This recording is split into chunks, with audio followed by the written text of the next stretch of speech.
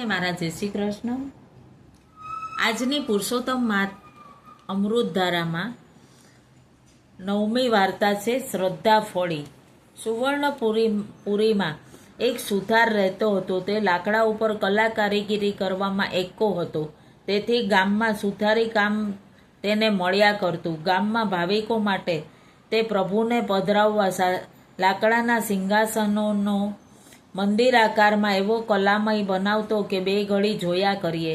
આવો તે કલાકાર હતો, છતાં કુટુંબ જોગું માંડ રડતો। વસ્તારી કુટુંબમાં એકને એક જણ રડનાર હોય ત્યારે જીવન નિર્વાહ ચલાવવો ભારે થઈ પડે।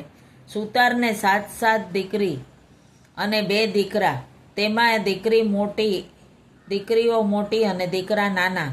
દીકરી એ તો પારકું ધન કહેવાય અને એક પછી એક છોકરી મોટી થતી ગઈ। એને પરણાવવાની ઉંમર થતી ગઈ તેમ સુતાર સારા મૂર્તિયા શોધી ને પરણાવવા માંડી અને સાસરે વળાવવા માંડી। પણ લગ્નના ખર્ચામાં સુતાર ઊંચો જ ન આવતો। વળી દીકરીનો અવારનવાર સાસરેથી પિયરમાં આવે ત્યારે રિવાજ મુજબ કપડાં લત્તા રોકડ આપવી પડતી। આથી સુતાર દિવસે દિવસે મુશ્કેલીમાં મુકાતો। જુવાનીમાં સુતારને વસમું ન લાગ્યું, કારણ કે કીડ બાંધીને કામ મેળવી ઘરનું ગુજરાન ચલાવી શકતો, પરંતુ ઘડપણ આવતા અશક્તિને લીધે તેનાથી કામ થતું નહીં। તો પણ તે જેમ તેમ ઘરનું ગાડું ગબડાવીએ જતો। સુતારે જિંદગીમાં ભગવાનનું નામ લીધું જ ન હતું, પરંતુ વૃદ્ધ થવાથી તે રોજ સવારે ઉઠીને દેવ દર્શને જવા લાગ્યો। ક્યારેક કથા વંચાતી હોય, ક્યારેક કીર્તન થતું હોય તો સાંભળવા બેસી જતો। એક દિવસ કથાકારે કહ્યું કે પ્રાણી માત્રના ભરણ પોષણની ચિંતા હંમેશા ભગવાનને રહે છે અને તે કીડીને કણ અને હાથીને મણ આપી રહે છે। ભગવાન ભૂખ્યા ઉઠાડે છે પણ ભૂખ્યા સુવડાવતો નથી। તો જે માનવી પોતાના કામ સાથે ભગવાનને સ્મરણ કરે છે, ભગવાનનું રટણ કરે છે, તે ભગવાન ઉપર ભરોસો રાખનાર કદાપી દુઃખી થતો નથી। સુથારે કથામાં આ બધું સાંભળ્યું અને તેને પસ્તાવો થવા લાગ્યો। હું જિંદગીભર વેતરું કૂટતો રહ્યો, હર હંમેશ પેટ પૂજાની ચિંતા રાખી, પરંતુ કોઈ દિવસ પ્રભુનું ચિંતન કર્યું નહીં। અને હું કેવો મૂર્ખ કે પ્રભુને ભજન વિના આખો મનખા દેહ એળે જવા દીધો। પણ હજુએ સમય છે, શ્વાસ ચાલે છે ત્યાં સુધી પ્રભુનું સ્મરણ કરી અને ભક્તિનું ભાથું બાંધી લઉં। મને વિશ્વાસ છે કે ભગવાન તેનું ફળ આ ભવમાં તો આપશે જ। આમ વિચાર કરતો સુતાર ઘેર આવ્યો અને પત્નીને કહેવા લાગ્યો કે હવે મારાથી કામ થતું નથી, એ તો તું જાણે છે। હવે બની શકે એટલું ભગવાનનું નામ લઉં। જો ભગવાન મને બળ આપશે તો થોડું ઘણું કામ કરીશ, જેથી આપણો નિભાવ થશે। આજે કથાકારે કહ્યું છે કે જે માનવી પોતાના કામ સાથે ભગવાનનું નામ લે, તેની ચિંતા પ્રભુ રાખે, તેનું દુઃખ દૂર કરે। માટે આજથી મેં તો ભગવાનને ખોળે માથું મૂક્યું છે, બધી ચિંતા તેમના પર છોડી દીધી છે। પત્ની બોલી, તમને ભગવાન ઉપર શ્રદ્ધા છે તો તે જરૂર ફળશે। જાણે ભગવાન સુથારની કસોટી કરી રહ્યા હોય તેમ સુતારની હાલત દિવસે દિવસે બગડવા લાગી।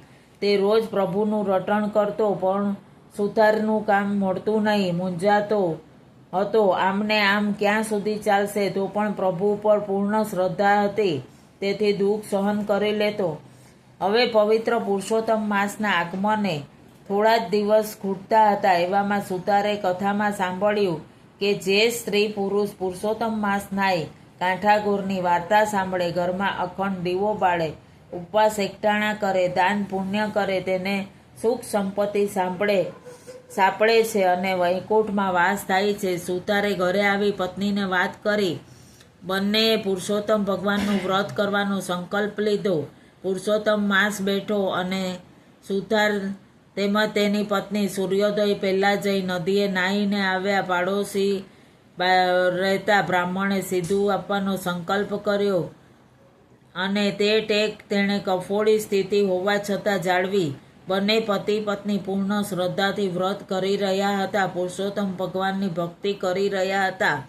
યથાશક્તિ પુણ્ય દાન કરી રહ્યા હતા. હવે તો અધિક માસ ઉતરવાને 3 જ દિવસ ખૂટતા. બ્રાહ્મણને આપવા જેટલું સીધું એ ઘરમાં ન હતું, છતાં તેની ચિંતા આગલી રાતથી સુતારને થઈ. સવારના રોજ કરતાં વહેલો ઉઠ્યો, 10 દિશાએ કળશીઓ લઈ જંગલમાં ગયો અને ઢાળ પડતી જગ્યાએ હાજતે બેઠો. આગલા દિવસનો ઉપવાસ હતો અને જમીન ઢાળવાળી હોવાથી સુતારે ઉગેલા છોડનું એક મૂળિયું પકડી રાખ્યું હતું અને મૂળિયું આમ તેમ હલાવા જતા ઉખેડાઈ ગયું અને ખાડો પડ્યો અને કંઈક ત્યાં ઝગમગમાં લાગ્યું. સુતારે તો આ ઝગમગાટ જોયો. હજુ અંધારું હતું, તેથી કંઈ સમજ ન પડી કે અંદર શું છે. ત્યાંને ત્યાં જ બેસી રહ્યો. ધીમે ધીમે પ્રકાશ થવા લાગ્યો અને છોડ ઉખડી ગયો હતો. ખાડામાં પડેલા હીરા દેખાયા. અંધારામાં આ હીરાઓ જ ઝગમગી રહ્યા હતા. સુતારે હરખથી હીરા ઉપાડ્યા અને નીચે સોનામોરો દેખાઈ. આથી અચંબો પામી સુતારે ખાડામાંથી થોડીક માટી કાઢી. તેમાં તાંબાનો ચરુ દેખાયો. આખો ચરુ સોનામોરોથી ભરેલો. તેનું મુખ ખુલ્લું હતું. તેના ઉપર થોડા હીરા પડેલા હતા. સુતારે ગુપ્ત ધન જોઈ વિચાર્યું કે આ પારકું ધન છે. તેને મેં જોયું એટલે કંઈ મારો અધિકાર નથી. તેને હું ન લઈ શકું. વળી હાલમાં પુરુષોત્તમ ભગવાનનું વ્રત કરું છું, તેથી પરધન અને પથ્થર સમાન માનવું. પરધનને પથ્થર સમાન માનવું. આમ વિચારી સુતારે માટી નાખી ખાડો પૂરી દીધો. જમીન સરખી કરી કશુંય લીધા વિના પોતે ઘેર પાછો ફર્યો. સુતાર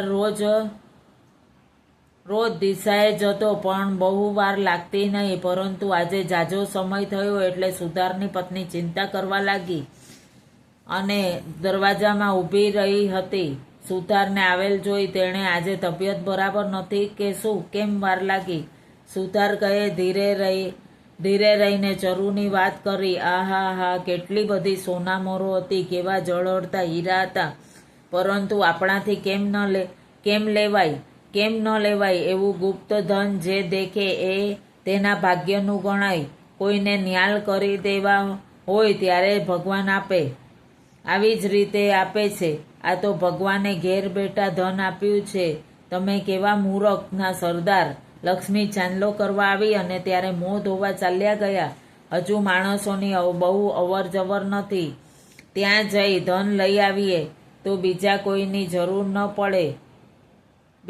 જો કોઈ બીજાની નજરે પડશે તો તે હાથથી જશે. પછી આવી તક ફરી મળવાની નથી. જિંદગીભર લાકડા છોલ્યા કરજો. ચાલો. સુતારે કહ્યું, હું નથી આવતું. ભગવાને ઘેર બેઠા આપવું હોય તો ઘરમાં આપે, કંઈ ઉકરડામાં ન આપે, સમજી? તમે આળસુના સરદાર છો. નજીક એટલે કે ઘરમાં જ મળ્યું કહેવાય. શું ભગવાન છાપરું ફાડીને ઘરમાં ધન નાખતો હશે? સુતારણ બોલી, જ્યાં સુધી આપણા ઘરમાં ધન ન મળે ત્યાં સુધી તેને હું પારકું ધન માનું છું.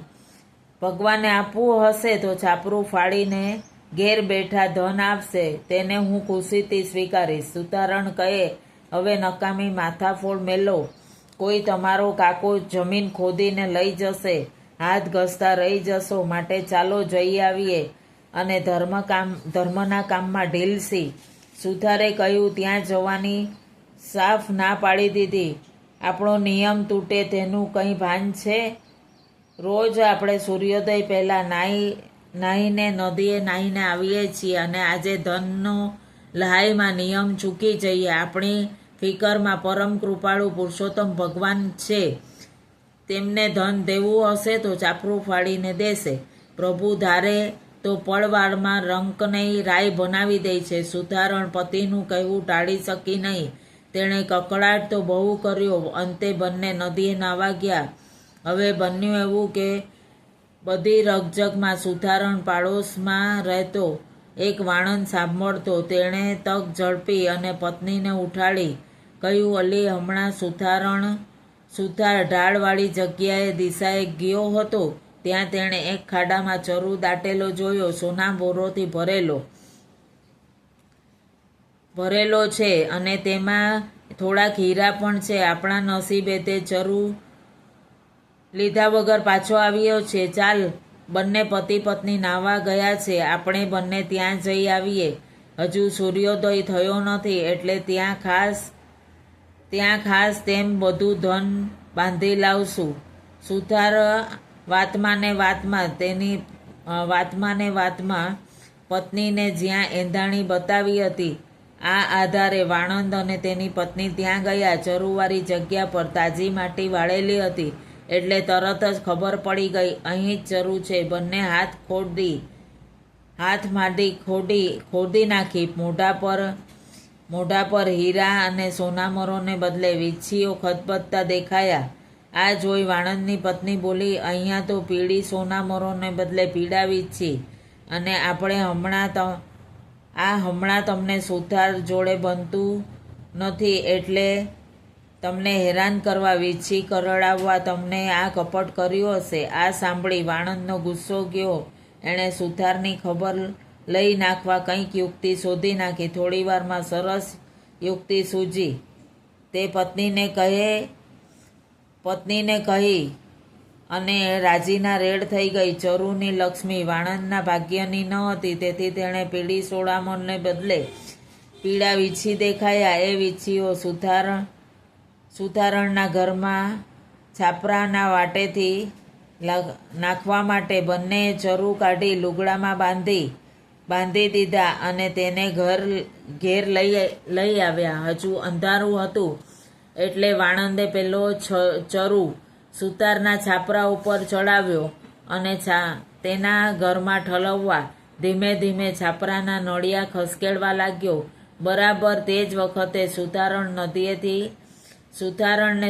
નદીએથી નાહીને આવી પહોંચ્યા. સુતારે આવીને પ્રભુની છબી આગળ દીવો કર્યો અને પછી ધૂપમાળા ફેરવવા બેસી ગયો. તેની પત્ની આવતાની સાથે જ ઓરડામાં માળા ફેરવવા બેસી ગઈ અને ઓરડા ઉપર છાપરે પેલો અદેખો વાણંદ ચરુ લઈને ચડેલો એ ધીમે ધીમે નળિયા ખસેડી રહ્યો હતો. કેટલીક વારે તેણે નળિયા અને વળીઓ ખસેડી ચરુ ઠલવાય એટલી જગ્યા કરી. ચરુને ઊંધો વાળી ઘરમાં ઠલવી દીધો. ઘરમાં ચરુમાં ભરેલી સોનામરો હતી, એ ખણખણ કરતી ઘરના ઓરડામાં પડી. જાણે ભગવાને છાપરું ફાડીને ઘરમાં ધન નાખ્યું હોય. એકાએક સોનામરોનો વરસાદ ઉપરથી વરસેલો જોઈ સુથારણ ડોળા ફાડી જોઈ રહ્યા.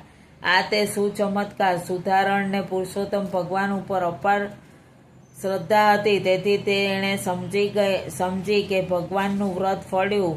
ભગવાનને પ્રસન્ન થઈ ઘર બેઠા લક્ષ્મી મોકલી છે. હવે ધન લેવામાં કંઈ વાંધો ન હતો, તેથી સુથારણ બધી સોનામરો એક કોઠીમાં ભરી દીધી.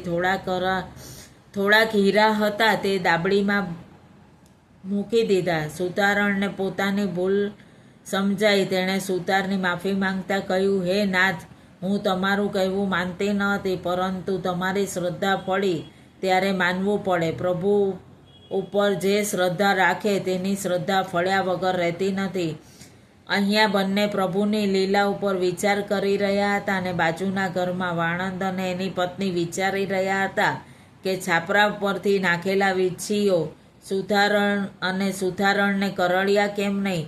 જો કરડ્યા હોત તો બંને બૂમાબૂમ કરી અને વીંછીઓ નાખવા માટે બહાર આવત. આથી શું થયું તે જાણવા તેમણે ઘણા પ્રયત્નો કર્યા, પણ કંઈ જાણવા મળ્યું નહીં. ધન તો જેના ભાગ્યનું હોય તેને જ મળે. સુથારના ભાગ્યમાં ઘેર બેઠા મળવાનું હતું, તેથી વાણંદે ચરુ ઉપાડી લઈ આવી અને તેના ઘરમાં ઠલવ્યો. ખરેખર ભગવાનની લીલાનો કોઈ પાર પામી શક્યું નથી. સાણા સુથારણે ધન મળ્યાની વાત ગુપ્ત રાખી હતી, અને પરંતુ ધનનો ઉપયોગ સારા કામમાં કરવા માંડ્યો. હવે તેઓ પાસે ધન આવ્યું, તેથી પુરુષોત્તમ વ્રતનું ઉજવણું સારી રીતે કર્યું. ઘણા બધા બ્રાહ્મણોને જમાડ્યા, ઘણું દાન પુણ્ય કર્યું. અંતમાં તેઓ પ્રભુ ભક્તિ પ્રતાપે વૈકુંઠવાસી થયા. કીડીને કણ, હાથીને મણ આપે છે ભગવાન, સૌની ચિંતા તેને સર્વ સમાન. પુરુષોત્તમ વ્રતનો મહિમા અપાર છે. આ શ્રદ્ધાપૂર્વક પુરુષોત્તમ મહિનો નાઈ ઉપવાસ એકટાણા કરે તેમની ભક્તિનું ફળ મળે છે. પુરુષોત્તમ અમૃતધારામાં આજની વાર્તા પૂર્ણ. પુરુષોત્તમ ભગવાન કી જય. શ્રદ્ધા ફળી. આપ સર્વેને મારા જય શ્રી કૃષ્ણ.